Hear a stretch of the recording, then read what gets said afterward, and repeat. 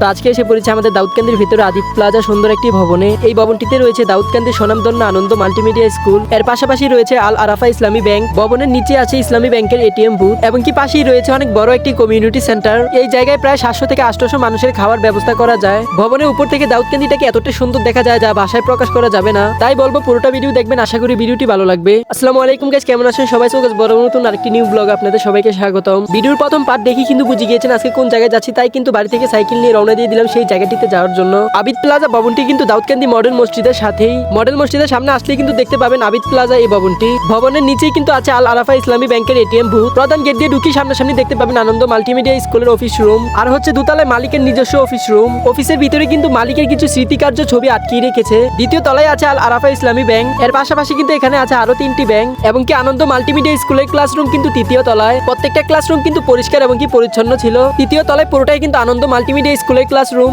এবং কি বিল্ডিং এ একেবারে উপরে ওঠার জন্য কিন্তু আছে লিফট দিয়ে একেবারে ছাদের উপরে উঠে গেলাম। উপর থেকে কিন্তু গুমতি নদী এবং কি দাউদকান্দি ব্রিজটা পর্যন্ত দেখা যায়। দাউদকান্দিটাকে কিন্তু এখন গ্রাম বলা যাবে না, কারণ শহরে পরিণত হয়েছে। এই ভবনটিতে কিন্তু 29টি আবাসিক ফ্ল্যাট আছে এবং কি 35টি দোকান। সবকিছু নিয়ে কিন্তু এই জায়গায় ঘোরাঘুরির সময়টা অনেক সুন্দর ছিল। এই ভবনটির পিছনে কিন্তু আরেকটি আবাসিক ভবন করা হচ্ছে যা কাকুলি ম্যানশন নামে পরিচিত। দোকানের ভাড়া কিন্তু চলতেছে এই ভবনটিতে। আবিদ প্লাজা ভবনটির সাথে কিন্তু আরেকটি ভবনে কমিউনিটি সেন্টার। এই জায়গায় যখন বিয়ের ইনভাইট আসে তখনই কিন্তু ফুল দিয়ে প্রত্যেকটা জায়গা সাজানো হয়। কমিউনিটি সেন্টারের প্রত্যেকটা জায়গায় কিন্তু অনেক সুন্দর ছিল। তারপরে সেখান থেকে নিচে নেমে টিএসটিটির দোকানটিতে ঢুকে গেলাম। এই দোকানটি কিন্তু ভবনের একেবারে নিচে দেওয়া হয়েছে। এই ভবনগুলো কিন্তু বেলেত স্টেট এন্ড হাউজিং এর অধীনে অবস্থিত। তো দাউদকান্দি থেকে কিছু খেয়ে টিয়ে তারপরে বাড়ির উদ্দেশ্যে রওনা দিয়ে দিলাম। সেই ভবনের ম্যানেজারের ব্যবহার কিন্তু অনেক ভালো ছিল। আজকের ভিডিও এখানে সমাপ্ত করছি। ভিডিওটি ভালো লাগলে লাইক কমেন্ট করে যাবেন। আসসালামু আলাইকুম।